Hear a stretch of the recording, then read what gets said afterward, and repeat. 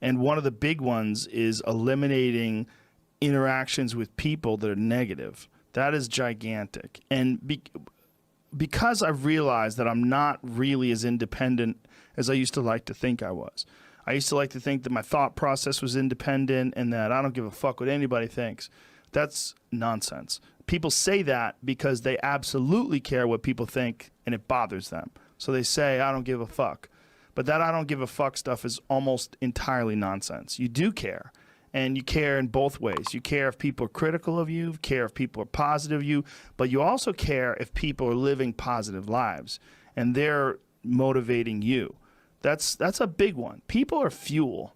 And other people, it's one of the reasons why I like talking to people, one of the reasons why I like to do podcasts, because I get a lot out of, like just talking to you about your time in the monastery or your push to get to that 100 miles. Like, you get energy out of people like that. And you think about this energy and you think about this inspiration when you're doing other things. And it also sets in your mind that when you meet these exceptional people that move you, like, what are the characters, what are the qualities that they have? What are the characteristics that they possess? And those things become significant and important to you. Whereas if you live around a bunch of people that are complaining and bitching about everything and they see the negative in everything and they're always whining, those people are the opposite of that. They're the opposite of inspiration, and they're mud.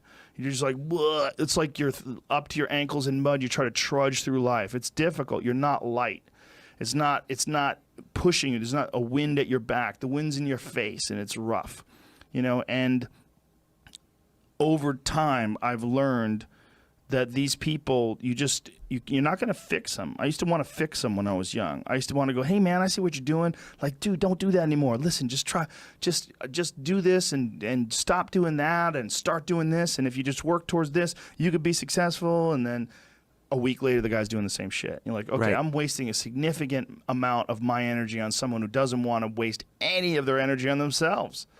And so managing the community and the tribe that you're in, making sure that you're a good member of that tribe, that you're doing your part, and there's a lot of cynicism in these days about inspiration and about motivation because there's a lot of fake shit. You can go on Instagram and you see a million of these inspirational quote pages, and they're run by people that are probably depressed. You see a lot of people that are, talking about how to get ahead in life, but they're not really doing anything themselves. So there's a lot of cynicism involved in that. But there's also sincerity in it, and you can get, if you just look at it with a pure heart and a pure mind, you can get a lot of energy out of that. And when you're around happy, inspirational people that are successful, it makes you feel better and you get inspired. And if you act on that inspiration, your life will be more fulfilled. And it's not just inspirational in terms of financial success, but in terms of doing difficult things, whether it's running 100 miles, it doesn't pay you a goddamn thing other than the wealth of the knowledge that you can push yourself to such an extreme. Or anything else, whether it's someone who becomes really good at playing chess or someone who's really good at martial arts or whatever it is. There's a great feeling in these overcoming these difficult things because life is never this just constant state of I'm at a 9 all day and when I'm with my wife, I hit 10. Yay! And I stay like that. That's not real. What's real is like you saying that you went to this monastery and felt all this angst about meditating and being alone and not having your phone and not having the input, but then when it comes out of it, then you have this reward. So you push through this and you had these uncomfortable feelings and you came out of those uncomfortable feelings with this newfound appreciation for time and this respect for your own existence in your own space and carving out 3 hours for yourself a day. That's where it all comes from. It all comes from life lessons, and the lessons are learned through struggle.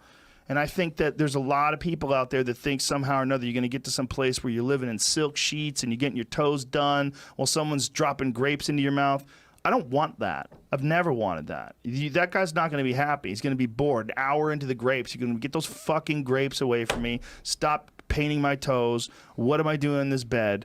I got to do something. I'm not stimulated. The human organism, the animal that we are, needs constant stimulation because it evolved trying to find food and escape enemies, and find shelter, escape nature, escape the elements, try to survive. And this is the great joy that you have in taking care of your children, that you can protect your children from the elements and the enemies and feed them. And it's also the great sadness that you see in losers.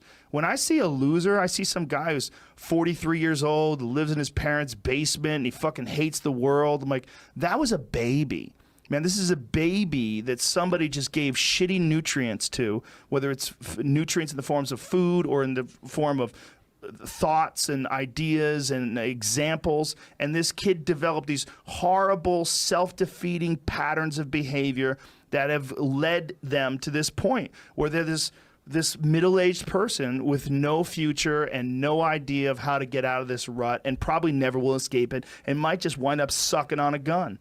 You know, I mean, this is the world that we live in today. And I think part of that world is because we have been fed this line of horseshit that you're supposed to seek comfort. And I don't think you are. I think you're supposed to seek lessons, and you're supposed to seek difficult tasks and accomplishments. And through those things and through doing things that are hard to do, even if it's just a fucking 90-minute hot yoga class. I do a 90-minute yoga class, man. Those last 20 minutes, I do not want to be there, man. And I definitely don't want to give 100%. And I can cheat. I can kind of half-ass it. I can. But if I don't, and I get through it, when that time is up and the lady says namaste and everybody gets up, I'm like, fuck, man, I made it. You know, I lost 15 pounds. My fucking yoga mat is drenched to the point where I could literally wring it out and fill a jug up with water. But through that struggle, I will now have a better day. And I better fucking do it again tomorrow. Or do something else. Because if I just think, well, tomorrow I'm just going to coast and eat Twinkies and watch TV. Oh, hello, sadness, my old friend. Hello, depression. Because when you're not doing anything, you feel like shit. And that's just a part of being a human being. And we can pretend that we're something other than what we really are. And we can pretend, nah, me, man, I'm just cool, just chilling, doing nothing. Bullshit. You're a fucking human. You're a human being. You evolved from the fucking hundreds of thousands of years of hunters and gatherers and people that were struggling. Those human reward systems are carved deeply into your DNA. And if you don't respect that, if you don't respect the mechanism of happiness and fulfillment and what you really need to do in order to feel satisfied in life, camaraderie, love, family, friendship, struggle, testing yourself, learning, all those things are imperative. They're all a giant part of being a person.